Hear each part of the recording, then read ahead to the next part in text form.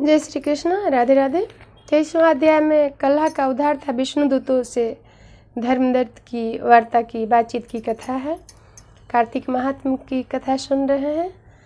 कथा इस प्रकार है। सुनो, तीर्थ, दान, व्रत आदि करने से पाप दूर हो जाते हैं, परंतु तू प्रेत योनि में है, इसलिए तुझे ऐसा अधिकार नहीं है। तेरी इस ग्लानिमय दशा को देखकर मेरा मन दुखी है। तेरा दुख से उद्धार किए बिना मुझे संतोष नहीं होगा। 3 योनियों में तेरे पाप बड़े उग्र हैं।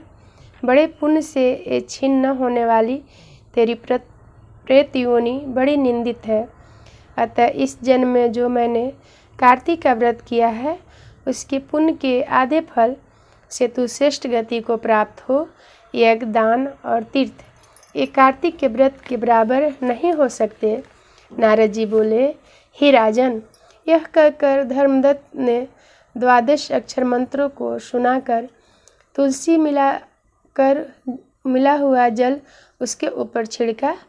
जल के स्पर्श होते ही वह तुरंत प्रेत योनि से छूट गई और जलती हुई अग्नि के समान दिव्य रूप धारण कर लक्ष्मी जी के समान सुंदर हो गई। तब वह ब्राह्मण को प्रणाम कर दोनों हाथ जोड़ हर्षित वाणी से बोली, हे दिव्य श्रेष्ठ, आपकी कृपा से मैं नरक से छूटी। पापों में डूबी हुई मुझको आप नौका बन गए हो। नारद जी बोली, तब कल्हा ने विष्णु के रूप को धारण करने वाले देवताओं से युक्त एक प्रकाशमान विमान को अपनी तरफ आते हुए देखा। पुण्यशील और सुशील नामक विष्णु के द्वारपाल ने कल्हा को उस श्रेष्ठ विमान में बैठाया। तब धर्मदत्त ने विमान को आश्चर्यपूर्वक देखा और विष्णु रूपी उन गणों को देखकर दंडवत प्रणाम किया। उन दोनों द्वारपालों ने उस ब्राह्मण की प्रशंसा करके धर्मयुक्त वचन कहे। गण बोले, हे श्रेष्ठ ब्राह्मण, तुमको बारंबार धन्य है।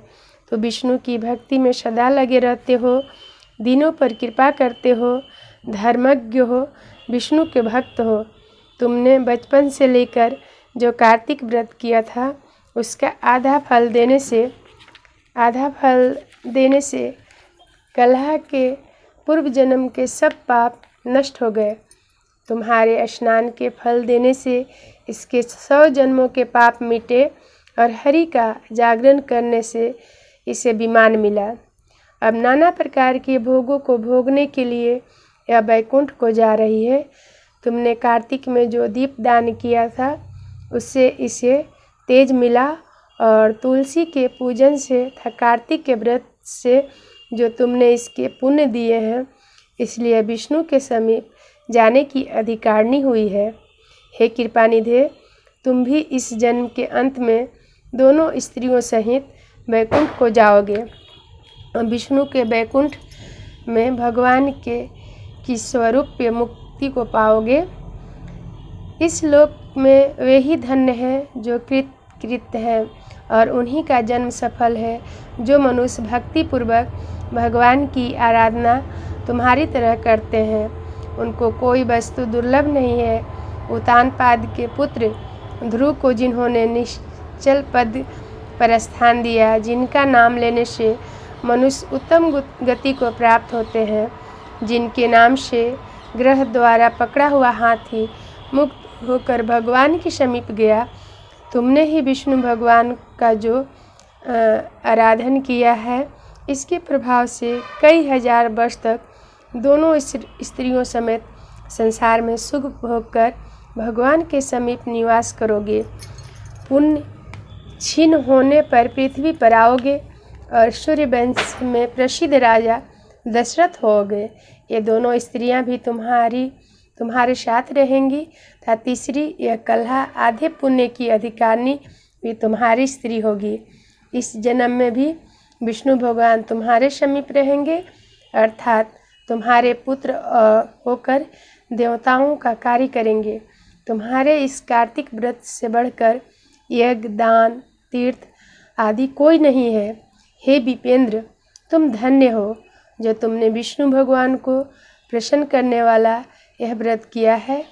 तुम्हारे इस व्रत के आधे फल का पुण्य मिलने से ही कलहा हमारे साथ विष्णु लोक को जा रही है। बोलिए भगवान कृष्ण कन्हैया की जय, नंदलाला गोपाला की जय।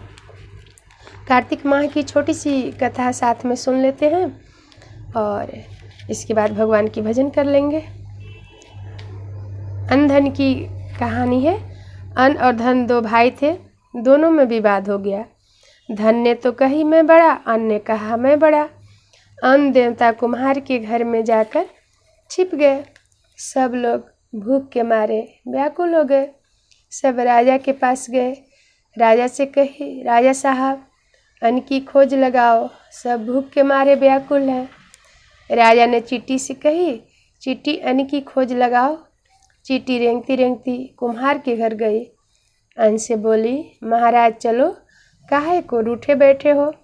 वह बोला, हम तो नहीं चलते, हमारी शहर में निंदा हो रही है। चींटी बोली, हमें तो भूख लग रही है। अन्न बोले, तुम खा लो चींटी। मस्त चींटी खाकर मस्त हो गई। रेंगती रेंगती राजा के पास गई। राजा से बोली, महाराज वो तो नहीं आ रहे। राजा साहब खुद गए और बोले, महाराज चलो, काहे रूठे बैठे हो? अन्न बोले, हम तो नहीं चल रहे, हमारी तो शहर में निंदा हो रही है, पहले हमारा न्याय कर दो। राजा साहब बोले, क्या बात है?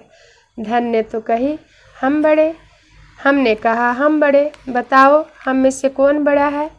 राजा ने कहा, दोनों ही बड़े हैं, अन्न में अन्न बड़े, धन में धन बड़े। इस तरह से अपने अपने जगह पर सभी बड़े हैं। हर व्यक्ति में, हर वस्तु में कुछ विशेषता रहती है, किसी में कुछ विशेषता होती है, किसी में कुछ होती है। सभी अपने जगह पर महान हैं, बड़े हैं और भगवान ने उन्हें विशेष रूप से समाज के लिए कुछ बनाया है। सबकी अपनी अपनी गुण होती है, कोई ऐसा नहीं है जो बेकार है, नहीं सोचना चाहिए।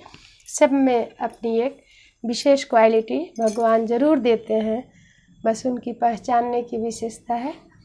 सभी को महान है, सभी विशेष है, कोई किसी से कम नहीं है। श्री कृष्ण गोविंद हरे मुरारी, हे नाथ नारायण वासुदेव। श्री कृष्ण गोविंद हरे मुरारी, हे नाथ नारायण वासुदेव। मेरा आपके कृपा से सब काम हो रहा है, मेरा आपके कृपा से सब काम हो रहा है।